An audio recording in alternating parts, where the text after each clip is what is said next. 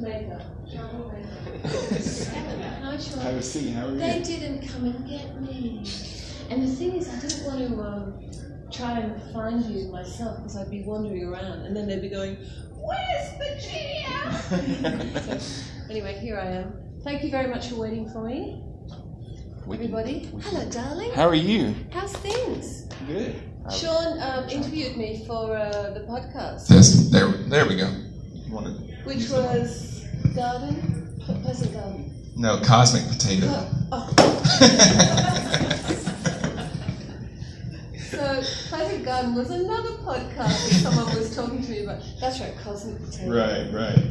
Where did you get the name from? Actually, my podcasting partner came up with it because we're couch potatoes, but we like sci-fi and stuff like. But we talk about all kinds of movies, but sci-fi mostly. So. Yes, I live so about. Potatoes, I believe that fried, mashed, any which way cut, That's diced is big time in Birmingham, right? That's one of the things. They can hear me without that. Well, they can. Do you want us to use the mics or no? We don't have to. Okay. No, you can hear. Can you hear me at the back?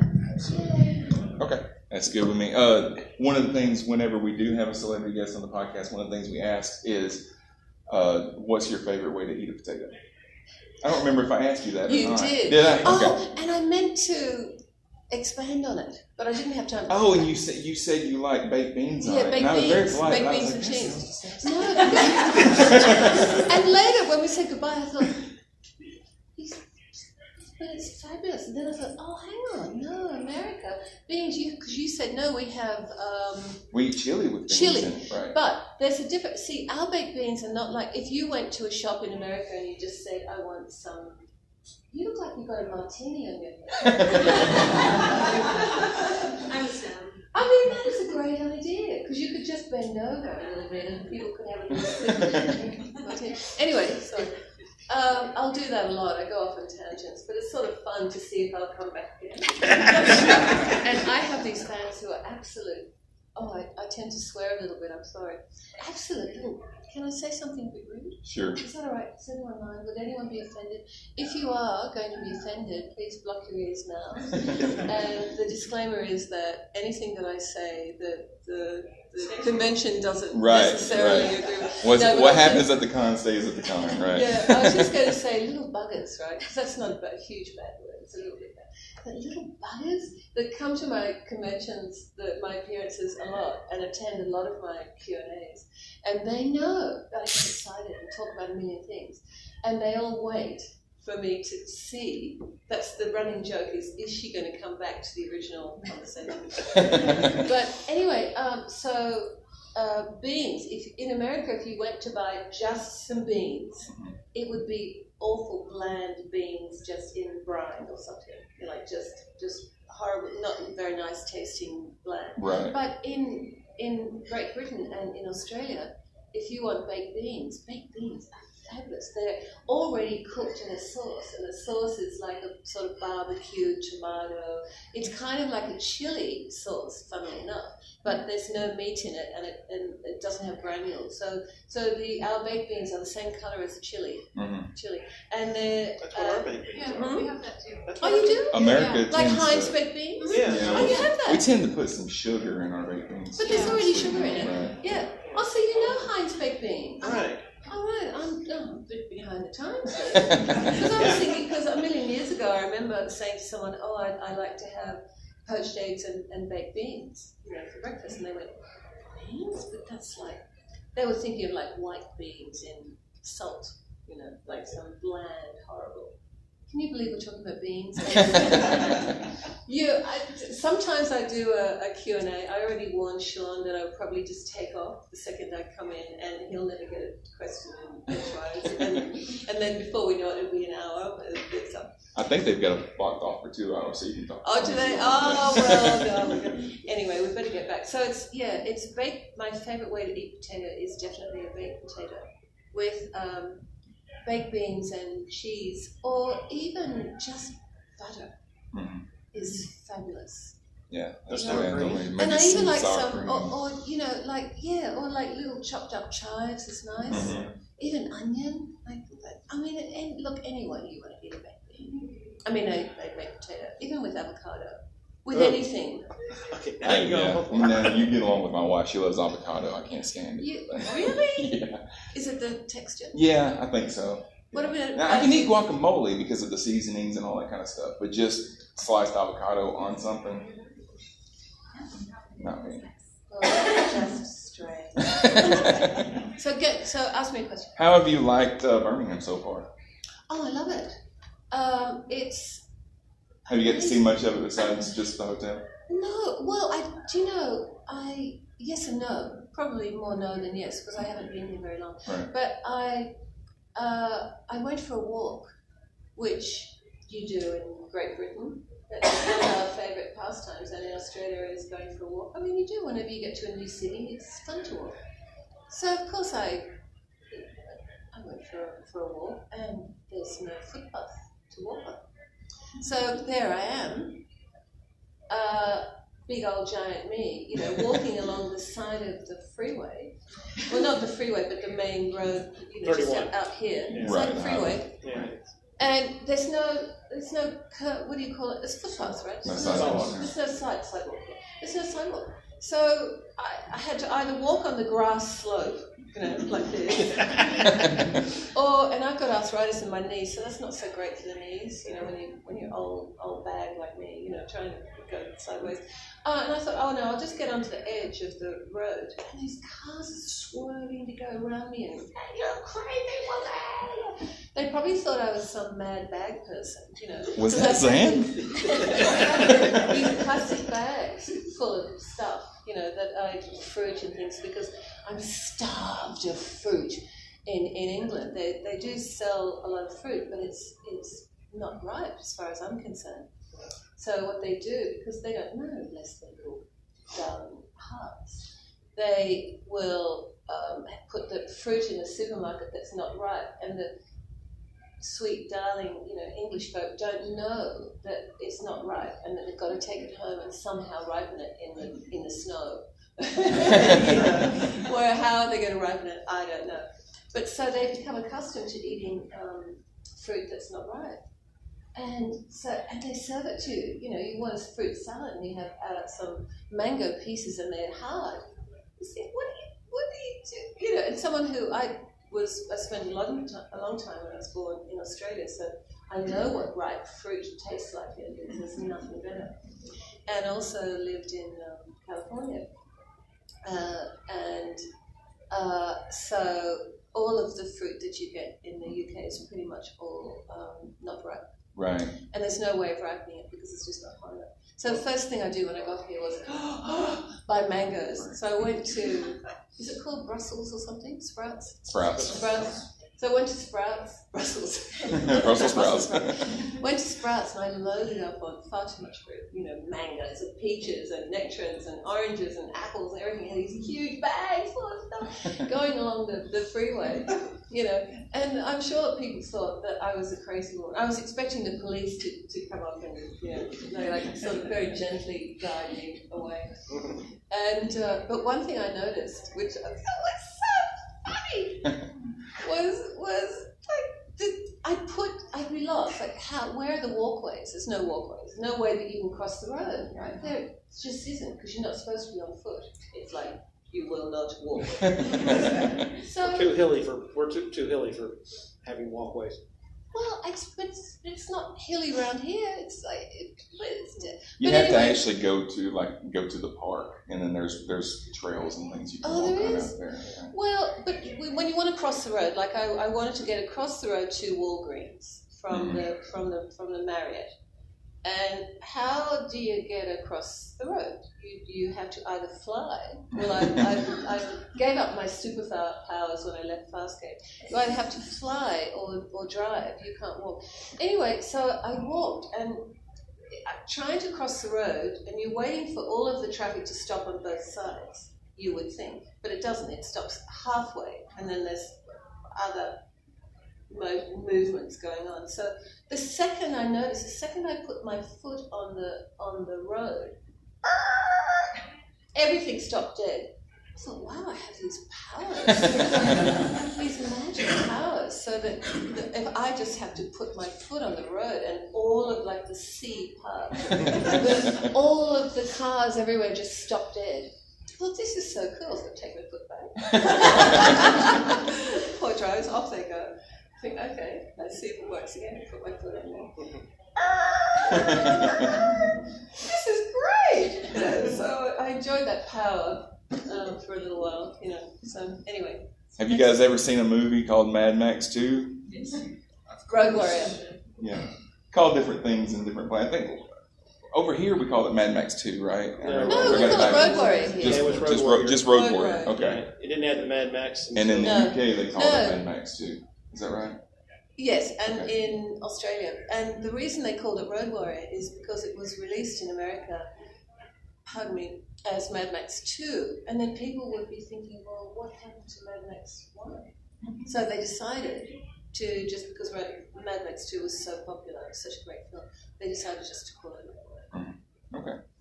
Well, what do you remember? Was it hot? I mean, what do you remember about the film? It was cold. It was cold. It was shot in winter, and because Australia is like North America flipped upside down.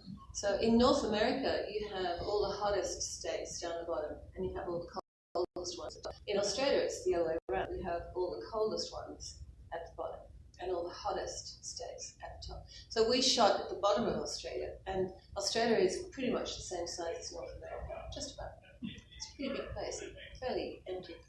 So we shot in a place where it's just desert, there's nothing there really, and it was freezing cold in winter. It was freezing cold.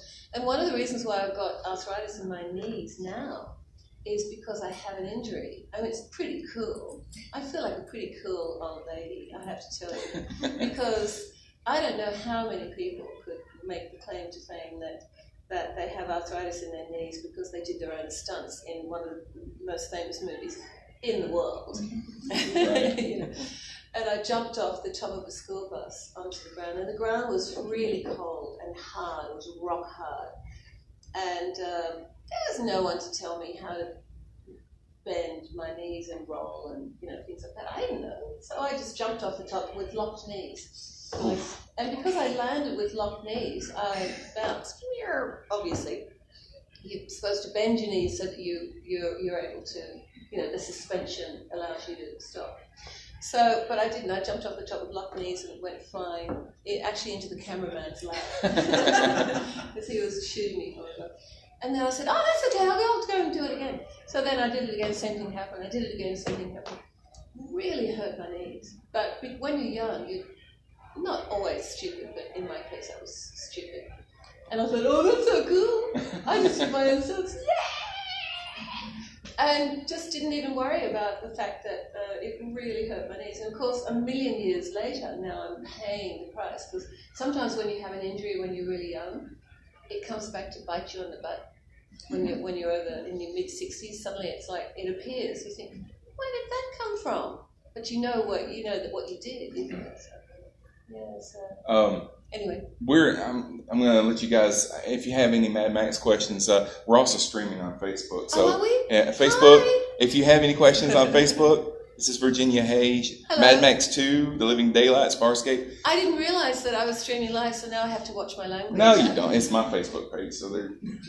Yeah, but, the second I curse or something, they're going to share it with their friends. So, and in fact, anything, if you want to ask us anything, because you know that my answer will be long. Any questions at all? You guys have any? Go ahead. You've got beautiful hair. Did you wear a skull cap in? No, that's a very good question. The makeup already was, because it was all hand painted. Okay. And it was a huge, long process with two people working simultaneously. The makeup was already 3.5 hours. So they said to me, absolutely, we're talking about Farscape, by the way. I played a blue character with a bald head. A beautiful blue character. Yeah, well, she was gorgeous. She really was. Yeah. So they said to me, you can absolutely wear a ball cap. That's what they knew. They're not silly. You can absolutely wear a ball cap. But it's going to add another hour and a half onto the makeup. I think 3.5, 5 hours, and it's going to be an hour and a half to take off as well. And what time do you have to be on set after that? So, oh, well, it's not a matter of on set, it's what time did I have to get up. Right. Already, it would have meant getting up at about 10 to 3 in the morning. That's with, without the ball cap. Mm-hmm. No, that's with a shaved head. 10 to 3 in the morning, and I wouldn't get back home until 10 at night. Mm-hmm. So if you do the math, and you can't, those of you who work stupid long hours, you know very well that you can't walk in your front door and just flop straight in bed because you're so wired up from natural adrenaline and you're buzzing. You need time to kind of defrag, and just settle a bit. So you need a couple of hours to slow down. By then it's midnight, and I've got to get up at 10 to 3. Right. And then you go to bed at 1 and you're so overtired that it takes a while to sleep. So getting about an hour and a half sleep, and I thought, adding another hour and a half to the makeup process is going to mean I'm going to get back later and have to get up early. That's impossible. I probably would have, be like an hour or something. Yeah. So not every day, but it just didn't make sense to me. Also, what the makeup artist told me, she's very, very clever, apart from that little gem. She also said, well, you can have a ball cap, that's fine, but just know that what we'll have to do is to shave your hairline completely, all the way around. And then with the hair that's left on the little crown, the long piece of hair that's left, we'll have to cut that quite short. So I would end up with a little cap of, like a friar tuck in reverse, like a little, instead of a bald patch there's a little, like I was wearing a little yarmulke. Is it a little yarmulke? Yeah, yarmulke. Yeah. Made of hair. I don't mean to be disrespectful, I beg your pardon. I was just trying to think of what it would look like. So I just thought, you got to be kidding me. And that's what if I chose a ball cap, that's what I would have. I'd be shaved anyway. So you'd have to get a wig anyway, so you might as well just go bald and get the wig. Did you wear a wig? And then, did you wear a wig in your I normal had life? to, of course. Yeah. So I just thought, that's nuts, because it would, that whole putting the plastic thing on would, it would take an hour and a half. Oh, to hell with it. Just shave it off. And she knew that. She's not silly. She knew. She knew that I'd just go around. Now, back in the day, the only other person who'd gone bald, don't forget this was long, but it's in the 90s, the late 90s, was Sigourney Weaver. I can't think of any other woman that had gone bald. Sinead O'Connor. No, but she didn't go completely bald. She had her eyebrows and she had a very, very close crop of her hair. That's true. And it looked very attractive. She didn't shave it completely to nothing to skin. But that's true. It was close, but and she kept her eyebrows. I had to shave everything.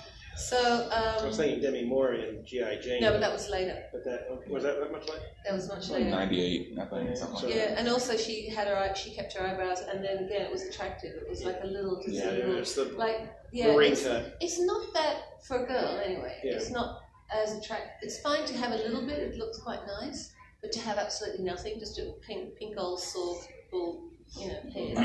So in those days it would have been different, I think, if it was earlier or later. If it was in the punk years, like in the mid-70s, I could have got away with it because I was super young. And being bald then would suit that mad, punky, sort of edgy, everyone, and it would have been quite elegant because I was modelling it then at the time. It would have been, sort of a unique look. But I was I was like 48, 49 or something, years old. So, and to be bald, and the makeup was really beautiful. It was designed for my head, but without the makeup and without my eyebrows, I looked like a thumb. But I really did. And I even went as far as having eyebrows tattooed on. It wore off, so now I have to draw them on. I do have some eyebrows, but they're very fine. They always were really fine. Without them, I just look like I've got no eyebrows. Without the drawing them on. So I had them tattooed, and I even had tattooed eyeliner, just to try and give me some kind of human shape. But it was really challenging because not only do you have no social life because you're getting home at 10 at night and getting up at 3 o'clock in the morning, and people think, oh, how glamorous being an actor, how wonderful, you're going to super parties every night, openings of things. You're not. You're a crazy person for when you're working in a season. It's really hard work. It's really long hours. So. If I did need to do something like go to the shop, I'd wear a bandana like Axl Rose. And actually, some people used to think I was Axl Rose because I wear no makeup, and he's got these big old cheekbones, and he was a big star then at that time. And I just wear, like a bomber jacket and a pair of leggings or something, and jeans. And when I was in America, people would, especially when I wore the red bandana, people would start me, "Are you Axl Rose?" No, I'm not. Axl Rose in drag. It's so funny, actually. That reminds me. Can I go on a tangent? Upstairs, I was sitting where R.J. Harris? Hattie. Huh? Hattie. Sorry, I just went blank. R.J. Hattie was sitting yesterday. And, of course, he's a makeup artist. Oh, my God. Extraordinary. I was telling him about you guys today. So I know you met him, but I want to introduce you again. But anyway, because he used to be a teacher. Anyway, my friends are teachers. So yesterday I was sitting in a different position, and then today now I'm sitting in his position. It's a little bit quieter. It's not so noisy for me. And he's sitting opposite me. So people are rushing through to my table and going, "Oh!" And I'd say, "It's okay, because I am a master makeup artist. I am RJ. But I've done this superb makeup, and I've decided to, do the makeup and become Virginia today. And so many people go, "Oh, wow. What did you do with the beard?" "I'm a master makeup artist. It's perfectly, hidden." And I told RJ that he was absolutely roaring with laughter, And then, of course, a lot of the actors saw that we were laughing. They came over and said, "What are you laughing at?" And I said, "Well, I'm RJ in drag today." "Yeah, I'm RJ in drag." He just thought that was the funniest thing.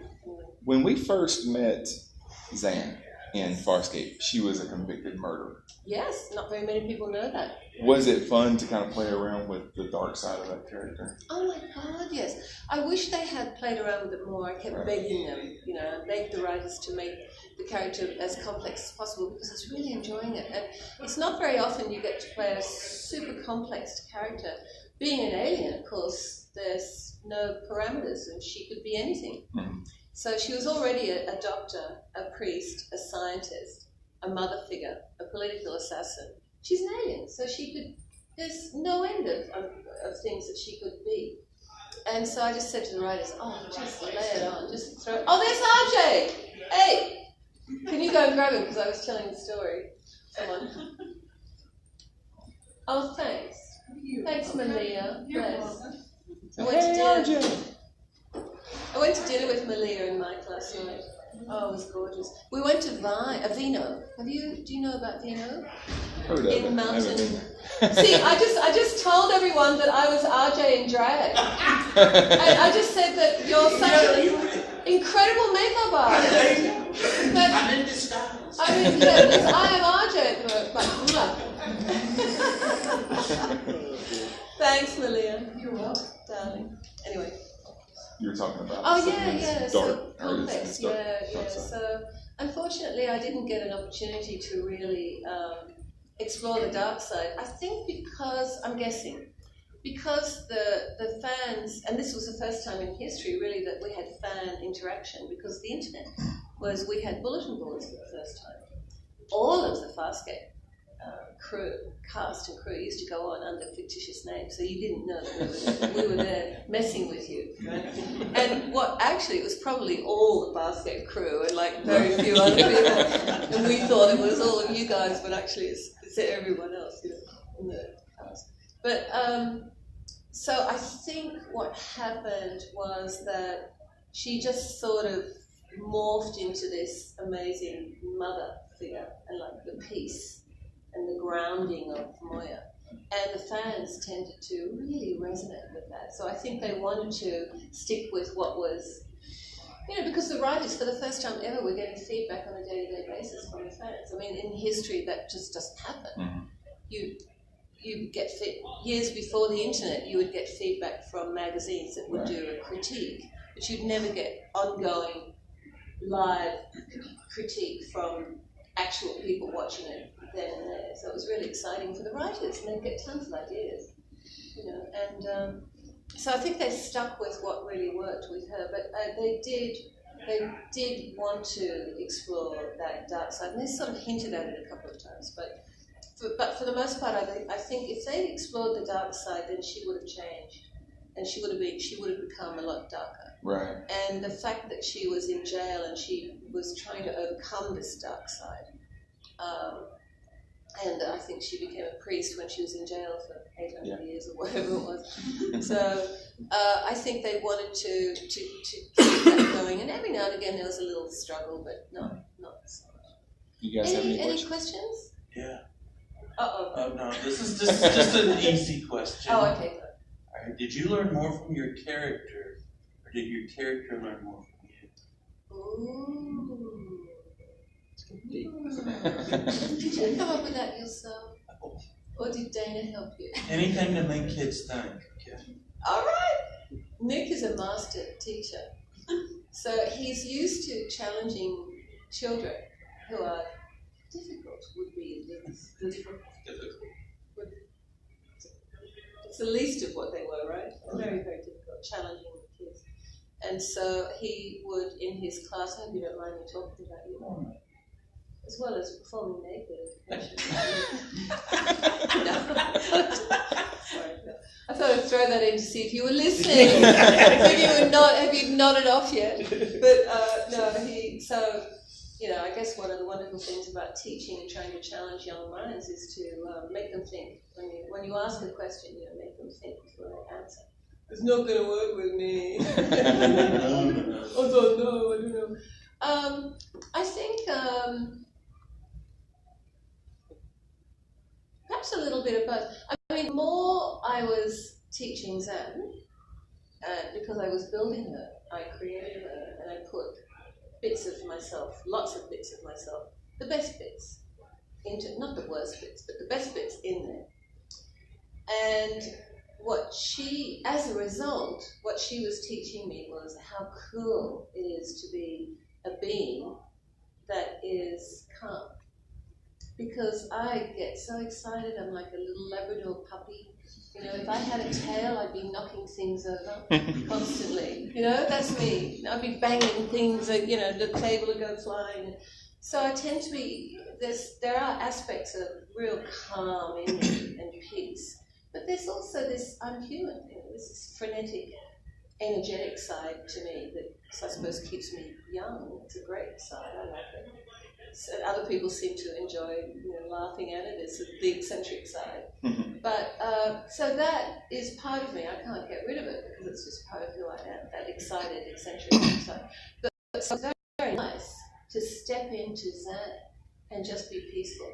Because we as humans, we'll be peaceful after we die and we become in spirit, but it's not natural. We need the fight and flight syndrome. We need to adrenaline flying through our bodies we've still got prehistoric bodies, and so they haven't really evolved much past you feel stress, your body goes into fight or flight, fight or run like hell, and that's natural. We haven't evolved past that. So we need those responses in our human body in order to survive, as you know.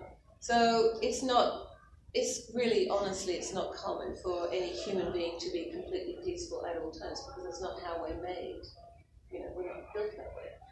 But it is nice to try and control your stress. I teach meditation. We're not going to go there. Because the last meditation class I taught was absolutely hilarious. I made a big mistake. I'm sorry I'm going on tangents here, but I made the big mistake of having quite a few friends there who really know me and really make me laugh. but seriously, really make me roar with laughter. And just looking at them makes, you know how you have those friends? You just look at them and you just start roaring with laughter, especially when they're naughty friends. And you don't know what they're going to say, and they, So I had a whole lot of these mad friends in my meditation class. And usually I'll teach a meditation class and we'll discuss stress and how to control it. You can't stop it. A lot of people say, well, if you're a meditation teacher, how come you still get grumpier sometimes? How come you still get stressed? How come you still get worried and nervous and all panicky? And I go, well, because I'm human. I can't stop that, because I'm human. But what you can do, once you have the tools, you can stop it from going too far. You can control you can become aware of the amounts of stress that's going through your body and think, okay, well, this is nuts, it's making me feel sick, I'm going to attend to it. But this particular time, it was very difficult for me to concentrate on teaching people how to handle stress and how to be calm when I have this sea of mad friends sitting at the front of the class. Naughty! I should have sent them out to stand against a wall somewhere at the naughty step. I should have sent them all out while I taught my class, but so it was mayhem. But anyway, getting back to it, so Zan, she taught me how it feels to be a peaceful, sentient being. Oh, just someone like me, who's, all over the place. I was on YouTube this morning before I came, and I watched Zan's death scene. Oh, yes. Will still make you kind of misty watching it, but I cry every time I watch it. How was it filming that? We were all in tears. Yeah, because David Kemper. Oh, God bless David Kemper. He's as weird as anything. He's wonderful. He's when I say weird, I mean he's sublimely eccentric. But he's one of those people that's got that genius eccentricity. He's so clever that he's close to odd. Does that make sense? Oh God, I hope he doesn't watch this. Sorry, David. But he's fascinating. He runs at 1,000,000 miles an hour. But when I say he's genius close to odd, he has this uncanny way of writing. He wrote a lot of Zan. And you just think, where did you get that from? How did you pull that out of your heart? How do you know to write that?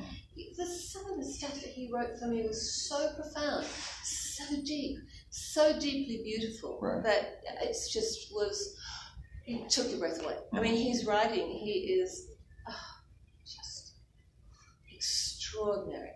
And I don't know anyone else that writes like him, so that's his oddness, that he has that gift, And he wrote that. He wrote that the last scene, and it's just beautiful, And so it was really very emotional. Right. Yeah, very.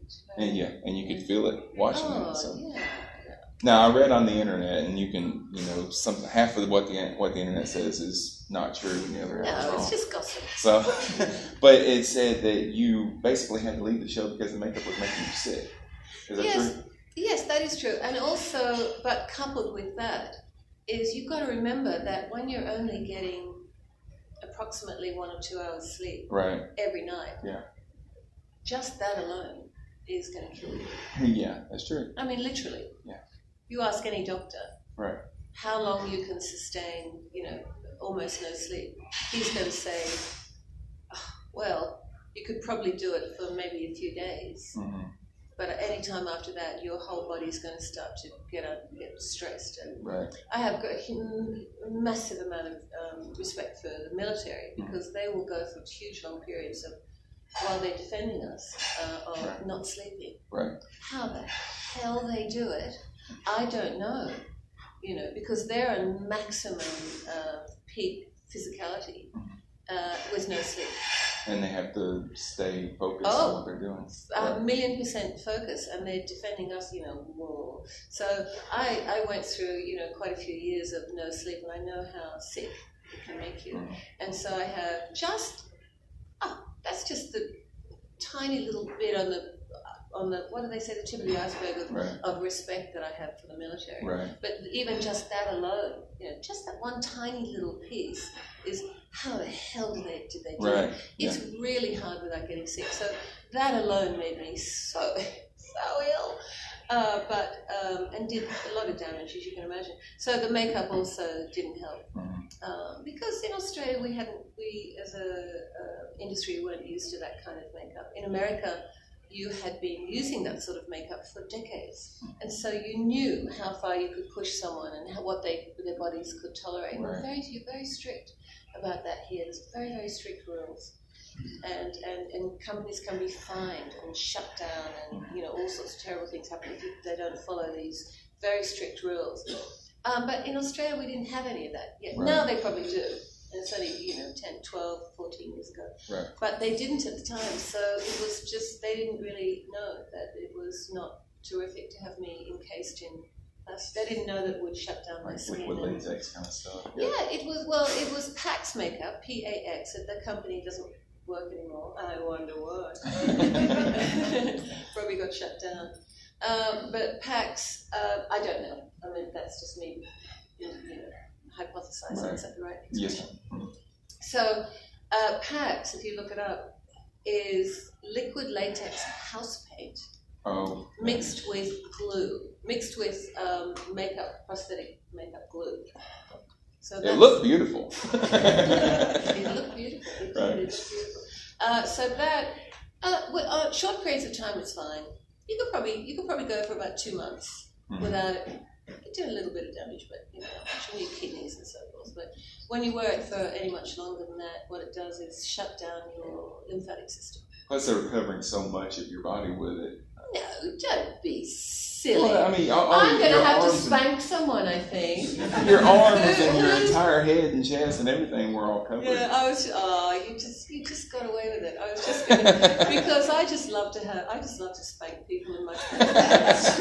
And when it all started many, many years ago when someone asked a crazy question, and I have no filter between my brain and my mouth. I just say what I'm thinking. And I went, oh my God, that is such a stupid question. I was laughing, right, at this panel, and they're all laughing because they could see that I was smiling. And, oh my God, I cannot believe you asked that question. This is years and years ago. Right. And then someone else asked just a really funny, silly question. In Australia, it's sort of funny when you say, oh, I'm going to have to spank you for saying that. But you don't mean it. It's just a you throw away term. But over here, I didn't realise that's yeah! Do you promise? I know, but so I said that, and I was really surprised, because the whole audience went, oh, yeah! And I thought, I said to the compere, did I say something weird? Is that a dirty word or something? And he said, no, it's not a dirty word. It's like it's a very positive thing. And I said, what, spanking? And they're like, yeah. The whole audience is doing this, right? And I said, hang on a minute. Genuinely, seriously. Hang on a minute. So, are you trying to tell me that spanking in this country is a reward? In some circles. In fun circles. Right. And it's not a punishment. And they'll go, yeah! Okay, so am I right in presuming that someone in this room would genuinely like to, get a little smack on the bum from me? Yeah! So they're all going crazy, so of course then I had to. What was I going to do? And they were all lined up at your table after that. Oh, look, no. It was a standing joke after that. And so this was a million years ago, like 2000 this happened. And I had to actually then set up sort of a competition in the, all right, the most stupid, dumb, silly, crazy, funny question, and I'm going to spend your reward is a spank, Yeah, great. So then it made the rest of the time was hilarious because they had all of these insanely stupid, funny questions. Oh my God, it was the funniest panel I've ever been in the whole of my entire life, no doubt. It was hysterically funny. Anyway, I had to choose someone, and I could not wait to get on the stage and bend over in the G, And I just went, oh, tap, tap, and that was it. So it was a bit of fun. But after that, every single Q&A that I did, Miss Hay, are you going to spank anyone today? Oh my God, you must think I'm some weird dominatrix. Oh my God. And the more and more panels that I did, the more people would turn up dressed in leather and no. Created a monster. Oh no! And they're cool. And it made it even worse because when I started to come down south to do conventions, people would call me Miss Virginia, which is because they say that, not that I know, but if you, oh God, I'm going somewhere where I don't really want to go. But right, so you know what I'm talking about. These people that really they want to get spanked and there's this movement of people who are a little bit like that kind of stuff. And they tend to wear, not always, but black and things. And they have these, I've learned since, the dominatrix, and they call you, you must call me Miss Virginia. And if you don't call me Miss Virginia, I will spank you. And like that kind of weird stuff. And so then people were calling me down south, Miss Virginia. I think, oh no! They think I've got a whip or something. But anyway, there was a lot of hilarity for a lot of years about that. And anyway, so when you ask that silly question, that's why. Okay, someone wants a spank. Anyway, so what was it like? Go ahead. I'm sorry. Oh no, that's okay. The makeup. There's a lot of people that assume that. And I could never understand because I'm a really super logical person. I'm so logical. I'm like my mum and my dad. So there are a lot of people assume that the makeup was full body, and that's head, chest, arms, legs, everything, underneath my clothes. And the logical me would be thinking, just seriously, honestly, really don't get this. Because why would the makeup team spend 16 hours doing my whole body only to put the clothes on and have the clothes rubbing all the makeup off, right? I mean, it really just didn't make any sense to me. Like, why would they paint my whole body? It just did. So, but in actual fact, what they did, depending on what costumes I was wearing that day, I might be doing various scenes and with various necklines, they would paint to whatever the lowest neckline was. So every day I would just have it would just be that part of my chest, my head, and my arms to about there. That's all. And the full body, that wasn't me. But when they told me that because I said, come on, maybe when I was 25 and had a little boy body or something, that you don't mind so much. You see these kids running around on the beach and they have no sort of body, they're not even aware of their bodies. But when you get older, you get a little bit softer and you don't want to necessarily drop. As someone told me that in America it's called drop trowel. You don't want to get naked. Get naked. So, not making fun of you, sorry. I just think it's funny sounding word naked. Anyway, so I said, absolutely no way, I'm not going to get naked. You'll have to get a body double. So they did get a body double, and I met her, and okay, so this is me. Right? I'm a big boned, big person. The body double was this big. Seriously, it's this big. She's like 5 foot. 5'2", 5'1", with tiny little boy hips. You know those gals that have the little weeny little, like their waist and their hips are the same. And I've got big. John Hoppers. Huh? John Hoppers. Yeah, I got big childbearing. I'm a big person. So she had little tiny, teeny little tiny hips, and great big wide shoulders. She had a fantastic figure, like a swimmer. Great big wide shoulders, tiny little girl, and she was already bald, because she thought it was kind of cool. I think she was. She might have shaved it for the job. Tiny little hips, and I said to the producers that I'm going to be the laughing stock because people are going to look at her naked from behind and know immediately, it's not me, that's not my body shape. You can see. I'm walking around in front of the camera all the time. You can see every angle of me all the time. And you can see, even though I'm wearing long robes, sometimes I don't wear a long robe, sometimes I wear something that's more figure hugging, and you can see the shape of me, and I don't have that shape. The producer said, don't worry about it, she's blue, everyone will just assume it's you. And I thought, oh my God, that's terrible, that attitude is terrible. Well, they were right, because everybody, they just see naked, bald, blue, they think it's me. Mm-hmm. And so many times over the years, I've said, but didn't you ever notice that her body shape is complete? They couldn't tell with the height, obviously, because they didn't put her next to anybody. The angle of the camera. Maybe. Well, also, they didn't put her next to anybody. Right. She was just in the frame herself. Right. So, didn't you notice that that actually is completely, not just a little bit, totally different body shape altogether?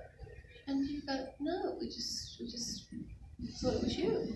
But yeah, amazing, isn't it? They were probably only focused on one area.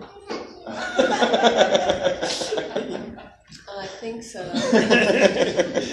Yes, I do. And she did have a very nice derriere. I didn't vet the derriere. I didn't know, well, that derriere is no, it's not appropriate. I need another one, please. But yeah, so there you go. But no, just not just minimal sections. There are a couple of times when, pardon me, then I had to have the shoulders done, you know, for a particular scene, and my whole arms, but not much. It was just...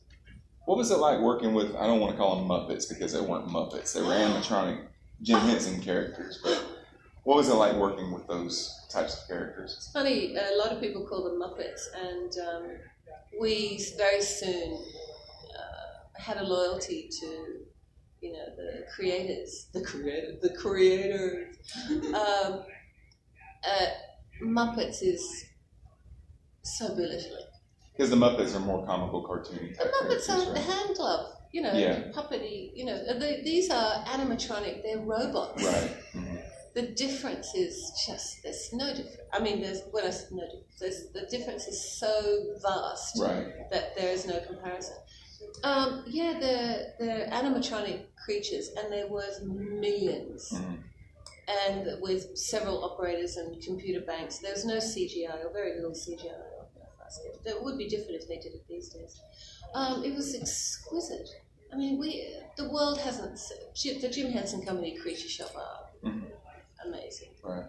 And all of the creatures in Farscape were mind-boggling creations. Like you would only ever see aliens like that in huge, big $200, $300 million feature films, because they would be able to afford to have the Jim Henson Company, you know, create a creature. But because this series was owned by the Jim Henson Company, and the Creature Shop was designing it all, then we had the luxury of them designing at least one creature for us every week.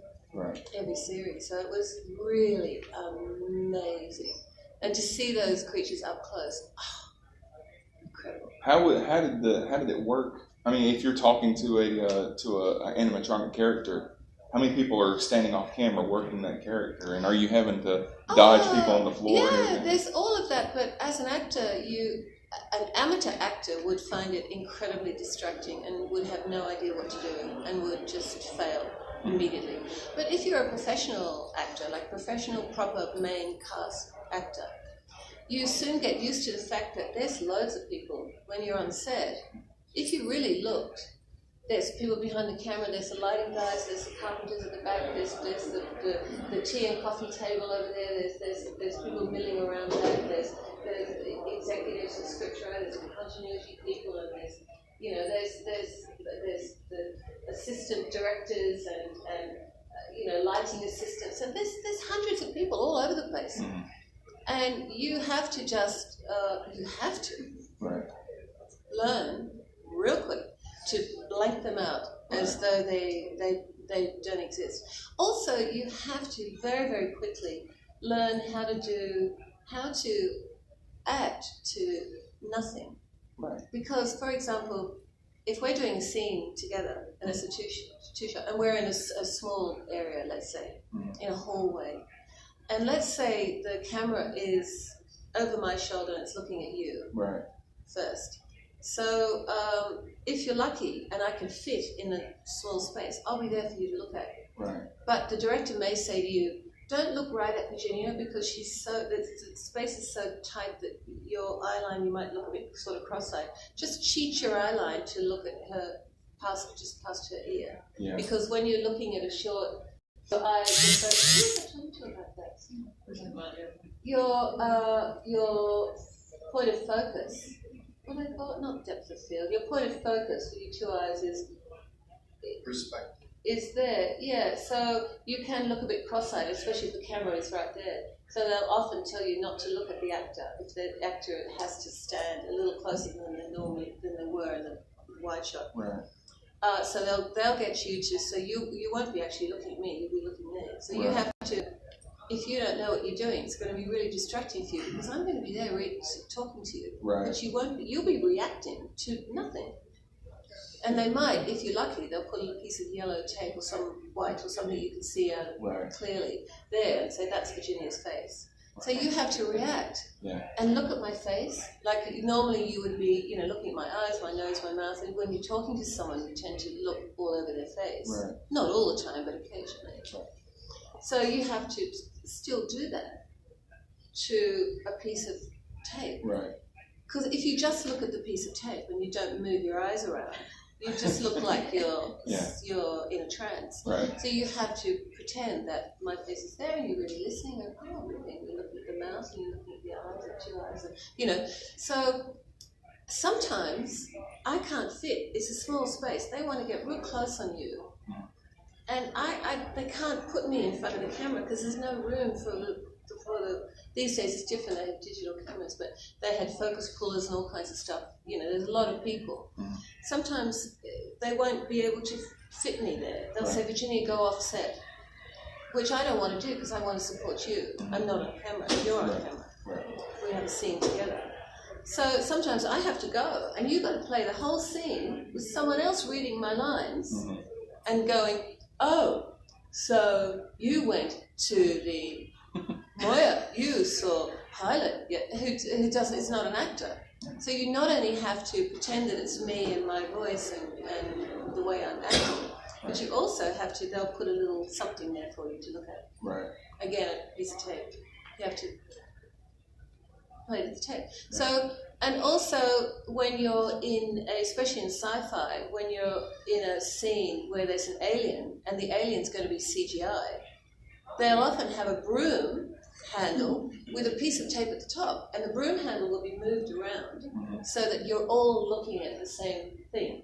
If it's an alien that's swooping in the room and then going out again, you can't just tell the actors just to look anywhere because everyone will be looking in a different place and you look weird. So you're all looking at the broom handle, and then they put the bug in later. So that being said, you're working with an animatronic character who is superbly made. You're a professional actor. You could work with nothing. They could put a piece of tape there. Right. And you can pretend that that's Rigel. And you have to pretend as though that really is Rigel. And it's a piece of tape, or it might be someone's hand. If you're in a tight spot, this is Rigel, play to the hand. Okay, that's Rigel. Rigel, what are you doing? So you have to, so you as an actor, you have to, they're the tricky bits, the technical bits, and you have to learn to act to something that's not even there. Right. So you get pretty good at that.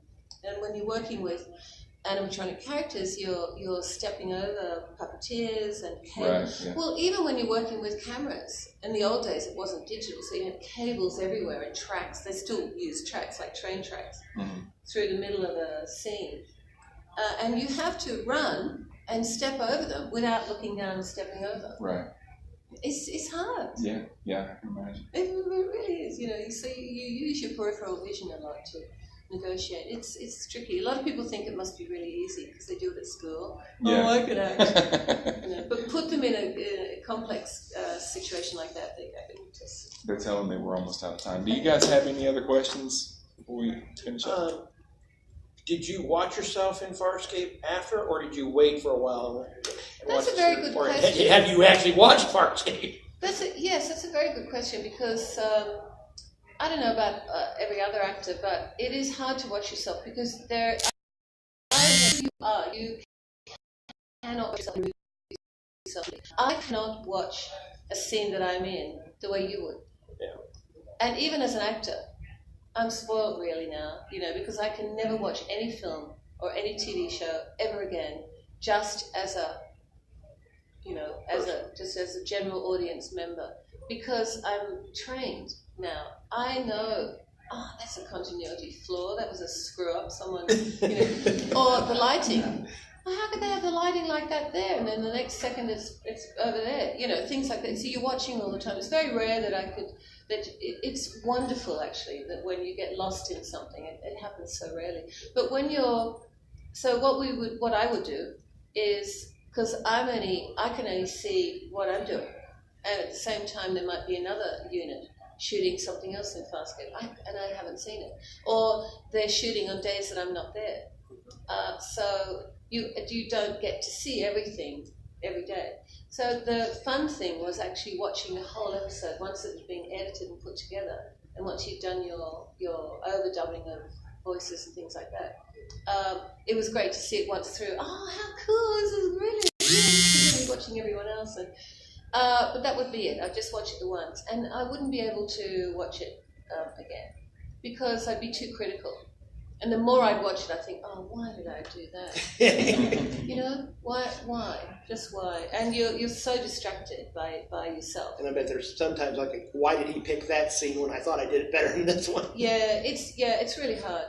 I don't know very many actors that can get lost in it and just enjoy it and not critique themselves. Good question. So we've got to go. Virginia Hay, ladies and gentlemen. Thank you. Thanks, guys. And I'll have that Marcy.